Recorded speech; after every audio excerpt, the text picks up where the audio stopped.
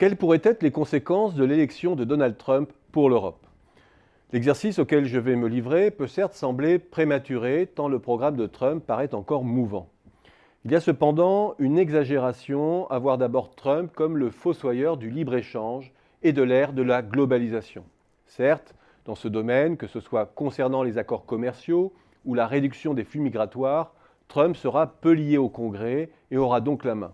Mais pour l'heure, au-delà des fanfaronnades, le futur président ne propose essentiellement que de laisser tomber des accords qui ne sont pas encore entrés en application ou dont la négociation n'a pas encore abouti.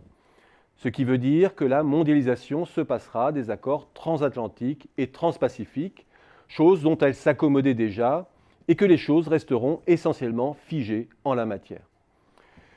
Les propos belliqueux de Trump se concentrent en fait essentiellement sur la Chine et le Mexique, emblématiques auprès de l'électorat ouvrier des délocalisations destructrices d'emplois. Mais là encore, le mouvement de ressourcing n'a pas attendu Trump. La tendance au raccourcissement des chaînes de valeur, aidée par la robotisation et le mouvement de convergence des coûts du travail entre pays développés et émergents, fait déjà son œuvre. Le raccourci, qui voudrait que Trump génère alors une grande catastrophe sur le commerce mondial, sur fond de guerre commerciale, et fasse sombrer le paquebot américain et la croissance mondiale avec, paraît dès lors peu probable. En revanche, Trump, c'est d'abord l'OPA d'un homme d'affaires sur l'appareil d'État.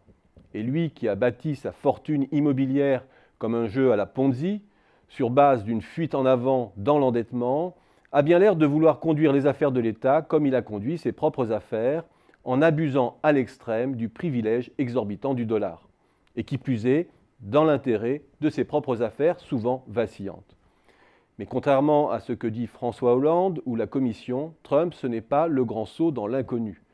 C'est plutôt un grand bond en arrière vers ce que l'on a déjà connu, une sorte de revival des 30 Glorieuses, avec un déni de toutes les contraintes contemporaines. Desserrer les normes prudentielles qui corsettent les banques, ignorer les coûts et les contraintes du réchauffement climatique, baisser massivement les impôts sur les entreprises et sur les plus fortunés, avec qui plus est, contrairement à Reagan, un statu quo sur les politiques sociales, puisque même l'Obamacare n'est plus en ligne de mire et que le candidat a même promis une hausse modérée du salaire minimum. Et surtout, un gigantesque plan de grands travaux. Tout cela n'est pas très redistributif, certes, mais il n'en reste pas moins que la conjugaison de tous ces effets s'apparente à un colossal plan de relance qui, en même temps qu'il sauve son propre empire, boostera la croissance américaine. Et par ricochet, ce n'est pas le libre-échange que Trump est en passe d'enterrer, mais bien la stagnation séculaire. Avec une telle thérapie, ce n'est pas une catastrophe économique qui se dessine alors pour les États-Unis, mais plutôt un risque de surchauffe. Si le candidat tenait vraiment ses promesses, sans être entravé par le Congrès, on ne voit pas très bien les arguments économiques qui interdiraient à l'économie américaine de flirter avec les 4% de croissance à court terme. Les marchés ne s'y sont d'ailleurs pas trompés, ils souhaitaient mollement la continuité avec Clinton, mais ils découvrent qu'avec Trump, leurs rêves, même les plus fous, pourraient devenir réalité. Et c'est bien là le risque pour l'Europe. Elle ferait erreur à miser sur son échec économique. Avec son gigantesque plan de relance doublé d'un dumping environnemental, financier et fiscal décomplexé, Trump va, en plus de son OPA sur l'État, faire une OPA sur les surliquidités du monde. De quoi normaliser assez rapidement la pente des taux d'intérêt. Et si l'Europe se contente de contempler passivement cela, avec des remontrances de merle à vertu, elle risque juste d'être la victime collatérale de la reprise US.